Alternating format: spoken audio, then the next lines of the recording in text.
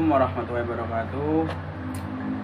Perkenalkan, nama saya Muhammad Farisi dari kelompok 6 mata kuliah manajemen proyek, dan teman saya Mbak Najwa. Di sini kami nanti akan membahas tentang perencanaan proyek, mulai dari definisi, tujuan dan manfaat, ruang lingkup, dan lain-lain. Langsung saja, tak usah berlama-lama.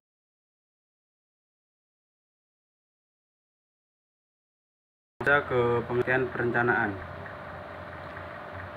Perencanaan juga didefinisikan sebagai upaya memprediksi kondisi masa depan dan merumuskan aktivitas yang akan dilakukan untuk mencapai tujuan yang ditetapkan berdasarkan prediksi tersebut. Perencanaan tersebut berupa perencanaan program, perencanaan anggaran, perencanaan sumber daya, dan perencanaan hasil. Kita akan bahas mengenai pengertian proyek. Proyek didefinisikan sebagai rangkaian kegiatan yang telah direncanakan dan berlangsung dalam jangka waktu tertentu, dengan memanfaatkan seluruh sumber daya untuk melaksanakan tugas yang telah ditentukan. Kita akan bahas mengenai pengertian proyek. Proyek didefinisikan sebagai rangkaian kegiatan yang telah direncanakan dan berlangsung dalam jangka waktu tertentu, dengan memanfaatkan seluruh sumber daya untuk melaksanakan tugas yang telah ditentukan. Kita akan membahas tentang fungsi dari perencanaan proyek. Fungsi perencanaan proyek berperan penting dalam proses pengambilan keputusan secara sistematis dan objektif. Dan fungsi dari perencanaan proyek adalah sebagai sarana komunikasi seluruh pelaksana proyek, sebagai acuan pengalokasian sumber daya, dan tolak ukur fungsi pengendalian. Kita akan membahas tujuan dari perencanaan proyek ya. Tugas dari perencanaan proyek itu adalah melaksanakan serangkaian kegiatan untuk memenuhi persyaratan spesifikasi proyek yang ditentukan dalam batasan mutu, waktu, dan biaya. Itu semua untuk menjamin keberhasilan dari suatu proyek, dan tujuan yang telah ditetapkan itu perlu digolongkan ke dalam langkah-langkah yang lebih operasional dan terukur. Penjelasan selanjutnya adalah mengenai komponen-komponen dalam perencanaan proyek. Komponen-komponen perencanaan proyek terdiri dari 8 tahapan. Yang pertama yaitu perencanaan lingkup kerja. Perencanaan lingkup kerja adalah proses mendeskripsikan seluruh kegiatan dalam proyek dengan mengidentifikasi tujuan, sasaran, sumber daya, anggaran, dan batasan proyek. Kemudian yang kedua adalah perencanaan mutu. Perencanaan mutu adalah proses menentukan standar atau kriteria tertentu yang harus ada dalam sebuah proyek. Yang ketiga adalah perencanaan waktu dan penyusunan jadwal. Perencanaan waktu atau jadwal proyek berisi tentang tahapan untuk menyelesaikan proyek agar dapat diselesaikan sesuai dengan sasaran waktu yang diinginkan. Kemudian yang keempat ada perencanaan biaya. Perencanaan biaya adalah memprediksi biaya yang perlu dikeluarkan dalam suatu proyek. Yang kelima ada perencanaan sumber daya. Perencanaan sumber daya di sini digolongkan menjadi dua, yakni perencanaan sumber daya non-manusia dan perencanaan sumber daya manusia. Penjelasan mengenai perencanaan sumber daya non-manusia terdiri atas pengadaan material, mesin, dan peralatan konstruksi. Kemudian perencanaan sumber daya manusia meliputi kebutuhan akan jumlah, kualifikasi, jadwal, dan kompetensi sumber daya manusia. Kemudian yang keenam ada perencanaan pengelolaan risiko. Perencanaan pengelolaan risiko dilakukan karena proyek akan selalu menghadapi kendala atau risiko.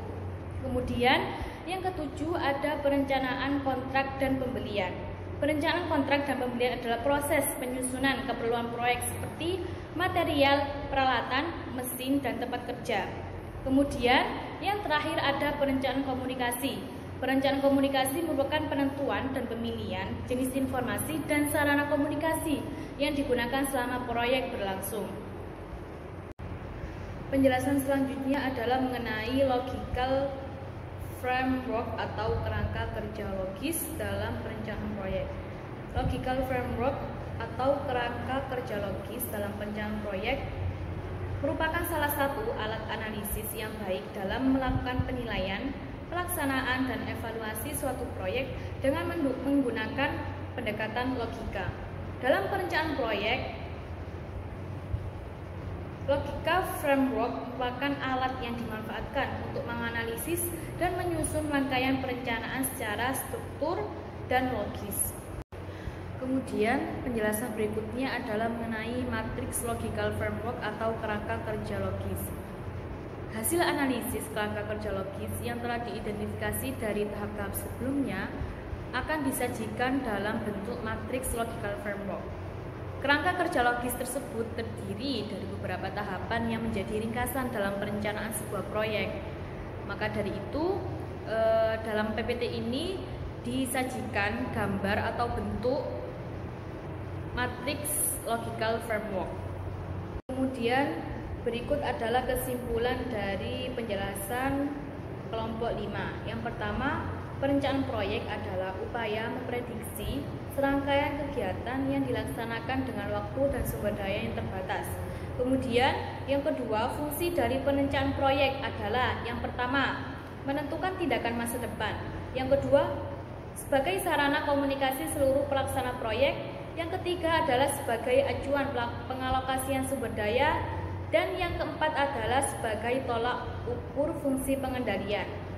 Sedangkan tujuan dari perencanaan proyek adalah melaksanakan serangkaian kegiatan untuk memenuhi persyaratan spesifikasi proyek yang telah ditentukan dalam batasan waktu, mutu, dan biaya. Kemudian, yang ketiga, komponen perencanaan proyek terdiri dari beberapa aspek, yaitu perencanaan lingkup proyek, perencanaan mutu, perencanaan waktu dan penyusunan jadwal, perencanaan biaya, perencanaan sumber daya, perencanaan pengelolaan risiko, dan perencanaan kontrak dan pembelian, serta perencanaan komunikasi. Kemudian, yang keempat adalah logical framework atau kerangka kerja logis. Dalam perencanaan proyek merupakan sebuah ringkasan dari analisis terhadap tahapan-tahapan sebuah proyek. Sekian penjelasan tentang materi perencanaan proyek dari kelompok 5. Kurang lebihnya mohon maaf. Wassalamualaikum warahmatullahi wabarakatuh.